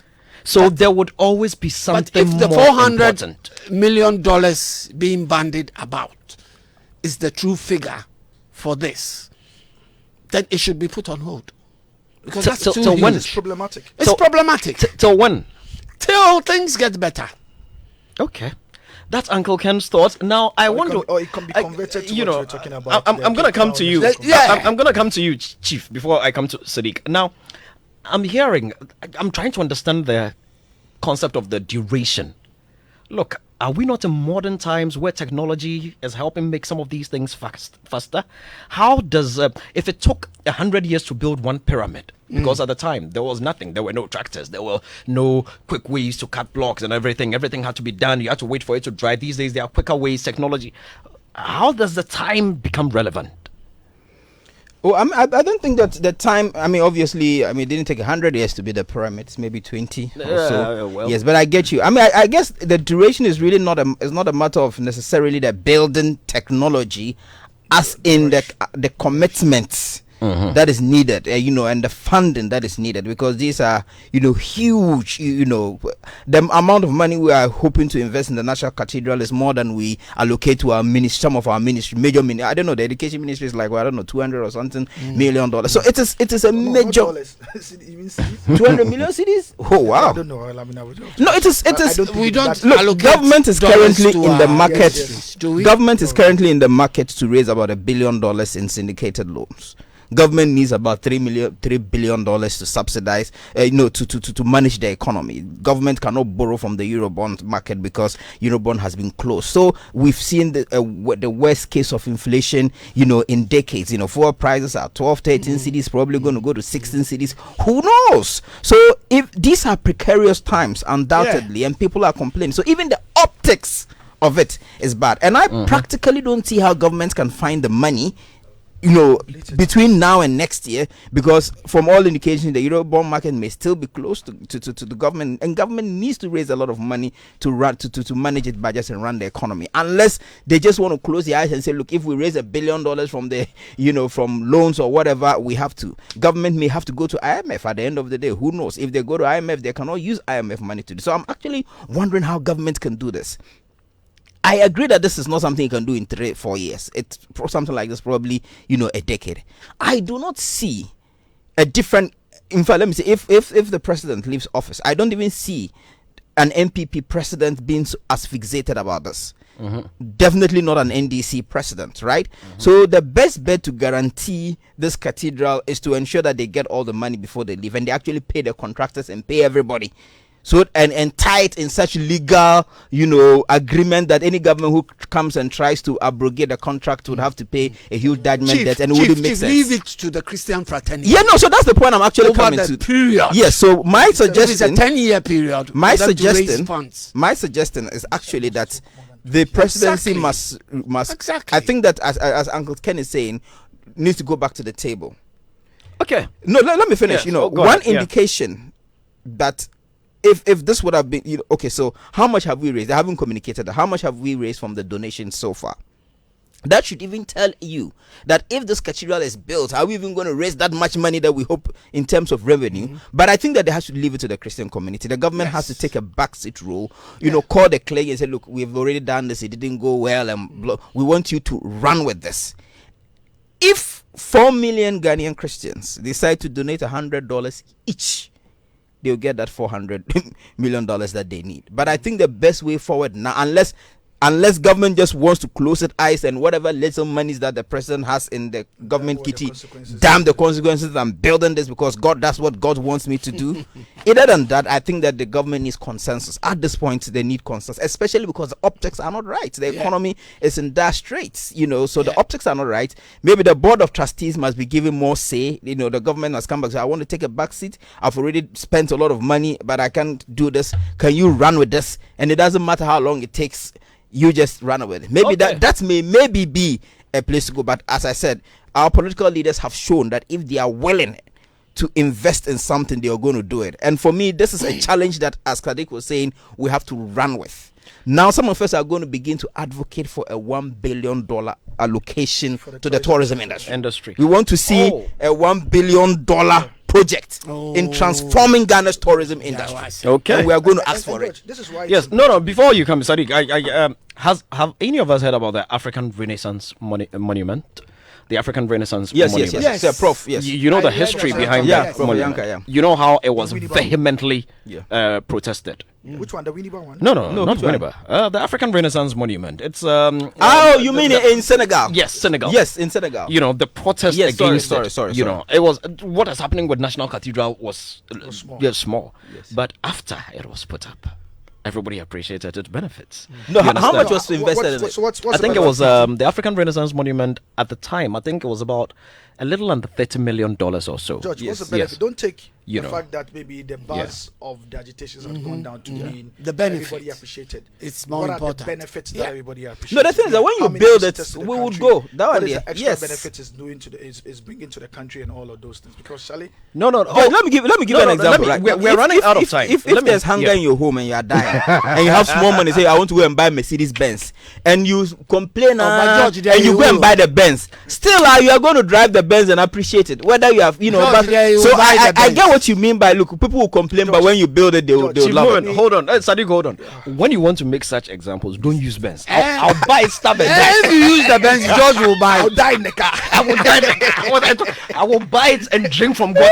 I saw a recent video. I just have to talk about this. I saw a recent video from Africa's greatest freedom fighter, and he said that he doesn't like dreams, because when he has a dream and it just haunts him, so he goes out and he buys it so that he doesn't have that dream again. Who do you think made this statement? Africa's greatest freedom fighter. Freedom fighter? Yeah. I have freedom, no idea. Jacob Caesar. Oh. He said, I don't like dreams. When I get dreams, it just worries me, so I just go out and I buy it. So I don't have to dream again. The tiger man. The tiger man.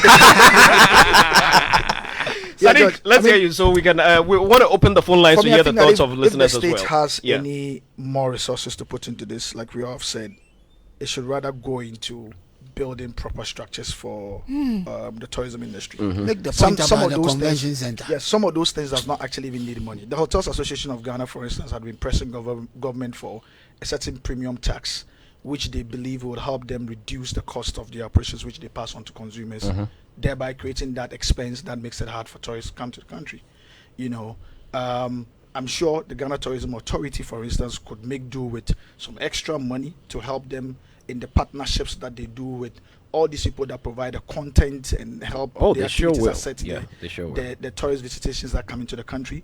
I'm sure the Ministry of Tourism and Culture could do with some extra budgets to enable their programming, for instance, that would help them unlock that 2 million visitors the president had challenged them to do and all of those things, And if you're seeing that, the fund that would go into revamping our heritage sites, about 65 heritage sites, for instance, it's less than that amount of money that is going to the architect that is going to for the work that he's doing on the National Cathedral, for instance, which is 40 million from the World Bank.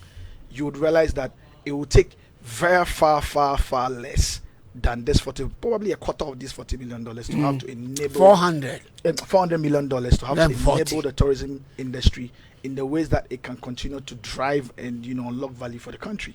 But like as everybody has said, also because of the sentiment attached, one of the things you need to understand is that there are a lot of fundamental Christians in this country. Sometimes they do not talk, but they are there, and there are lots. Some of them have a certain sentimental attachment to the project. So calling it off entirely when investment has gone into it, for instance, may probably even create problems for any future government that will come. It sure will. And so, if the call is that hand it over to the Christian community, there's already a trustees and say, run with it. We've made an investment so far. Already this investment is causing a lot of problems for us. And then no matter how many years it will take, no matter when because the National Mosque, for instance, took more than 25 years to build. From when the land was given, more than 25 years. So the Christian community on their own, because look, they have the power. They could do it if they want to. You've seen the $100, 4 million people. We've seen the edifices and structures they are building, 15,000, 10,000. There are lots. You're seeing the one that is being built at what's it called, the Obechibilanti Circle, Royal House. Obviously they call it the oil dome. The oil dome.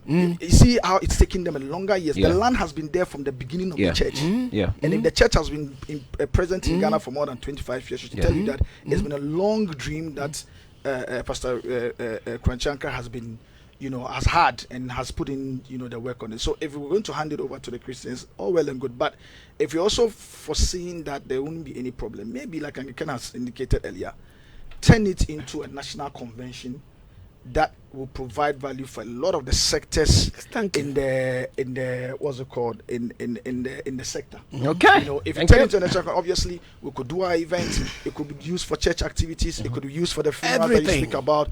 You could actually even have a museum there.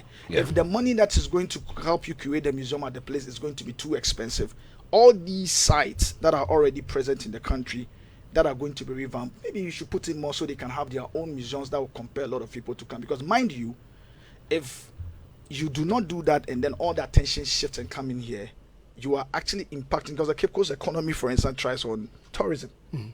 So the more people you take to Cape Coast, because now there's a new museum which assets and amplifies your heritage, your slave heritage enough, it will compel a lot of people to go there. thereby impacting the local economy. So I think that if really this particular government is particular about tourism and wants to enable it, they know how to start, they know where to go. There are a lot of ideas on what to do regarding it. And we want to see the same level of commitment and strong role by president in having to enable the tourism sector. Solid point there.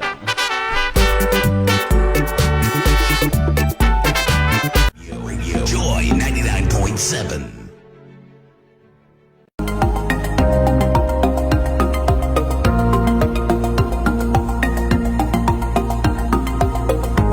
Phone lines open 0302216541. Let me hear you. I have my personal thoughts on everything.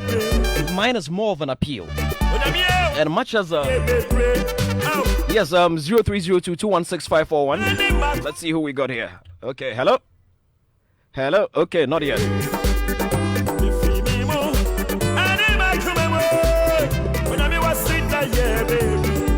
Okay, let's go now. Hello. Yeah, hello, George. Good yes, evening. Sir, good evening. Great. We're good. This is Ajiman Joseph from tonight, sir. Talk to us, Ajiman Joseph. I want you to stop giving the Cathedral name, otherwise you'll be taken as an scapegoat. Sorry? You have been giving its name. Don't let them take you as an scapegoat. What name have I been giving it? You say a white elephant, right? No. It's just a topic. You know what a white elephant is? A white elephant is a structure that is not used for what it's intended to be used, and eventually it's just there. It is not in a bad. It's not negative. It's in English. It's not negative. Okay. Yeah. Thank you very much. Yeah. All right. I think the biggest problem I have with the authorities handling this cathedral is the accountability, and they have to let it be plain for us to understand. You see, initially, we were told the churches are going to build their own tent, so we should keep quiet, not to talk about it. Now, it has gotten to a point that our taxpayers' money is going into it. Fine. You didn't even tell us before turning our tax money into it.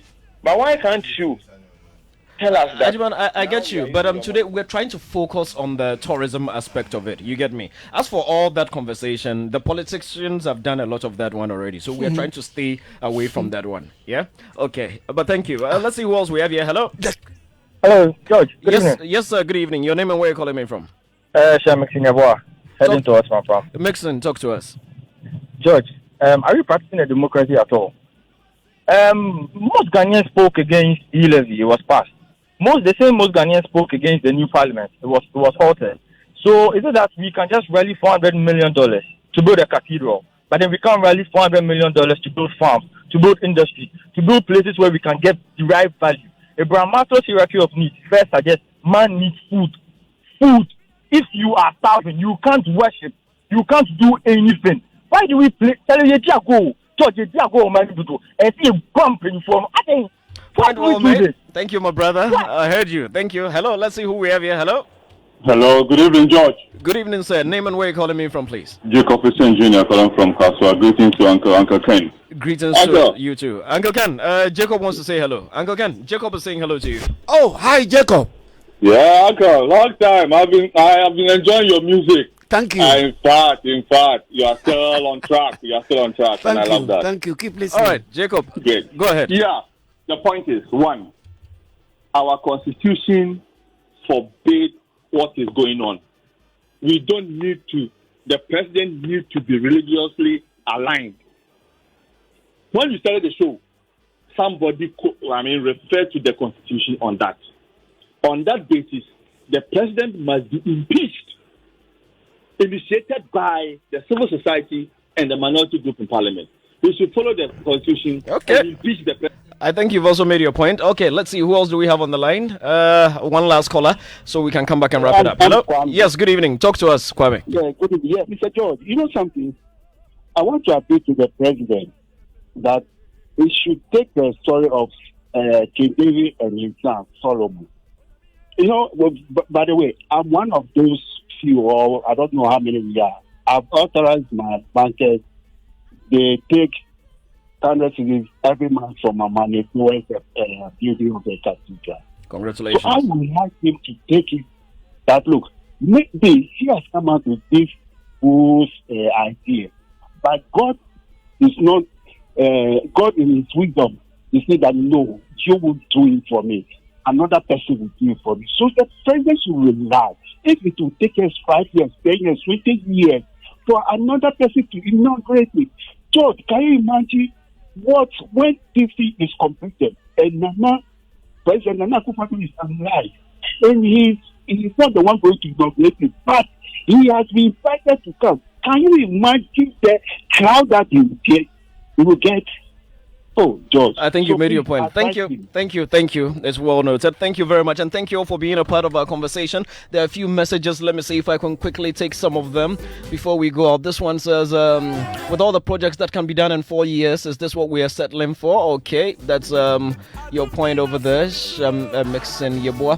The Cathedral project should rather have been a project to build the sea defense wall along the coastline of Ghana and to proclaim land from the sea to be used for building strategic projects like Dubai is doing. Burj Khalifa, Palm Jumeirah, Blue Water Island, etc. Okay, point well noted. This one says, George, simple terms, the president is afraid of abandonment of the project.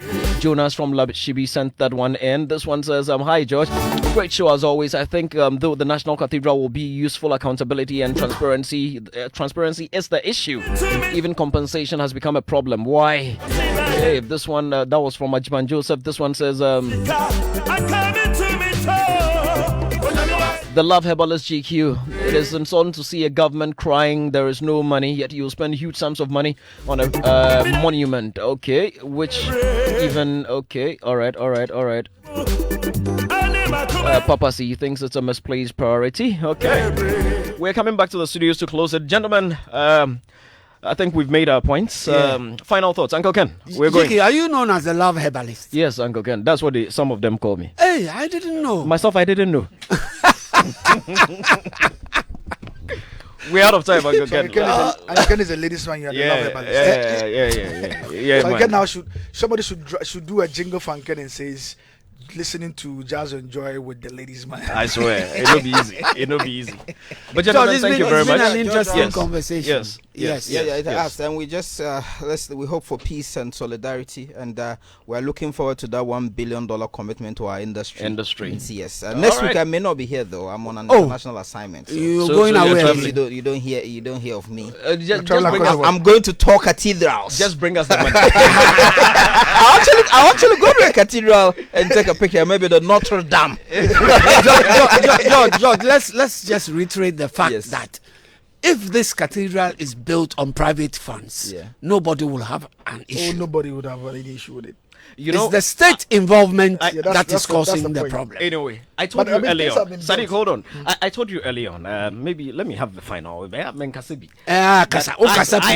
have an appeal. And I pray, this is an appeal. I'm pleading for government to listen.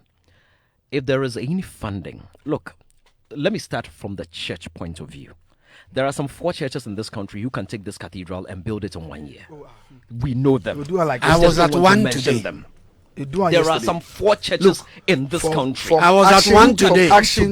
From Action through Central. We have seen what they have put up. I was at one today, George. Exactly. George, I was at one. I was at a funeral at one today, and I was mesmerized. Okay, Uncle Ken, hold on. If the leadership of these churches love Ghana as we do, and they love the God that we serve, our president has started an initiative. This initiative is going to align with whatever it is they are doing, what they've been called to do.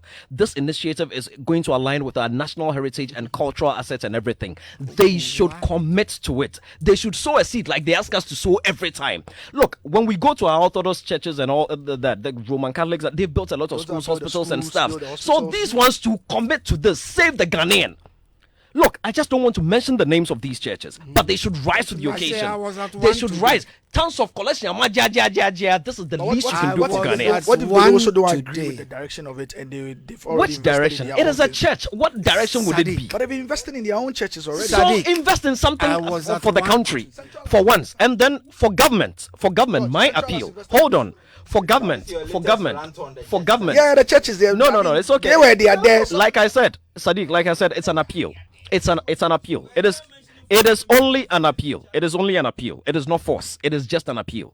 You understand? And then to government, this would be my appeal. This will be my appeal to government before we go. Look, when you go to the National Theatre, the structure needs help. I just want to beg. If there is any funding that can be channeled into that direction, let us channel some there. I don't want to state the details. All I can say is that the structure needs help. The State House Banquet Hall doesn't exist anymore. The conference center has its own challenges. So event planners and people that need spaces only have one unit available to use. Anyway, it's 6 o'clock. We're out of here. Gentlemen, thank you very much. We cannot continue to talk. Thank you very much. We're out. The show was produced by Philip Nye with Anita Tay. And of course, we also had Crispy putting us on social media. My name is George. We're going to pick the news live from Kumasi. Okay.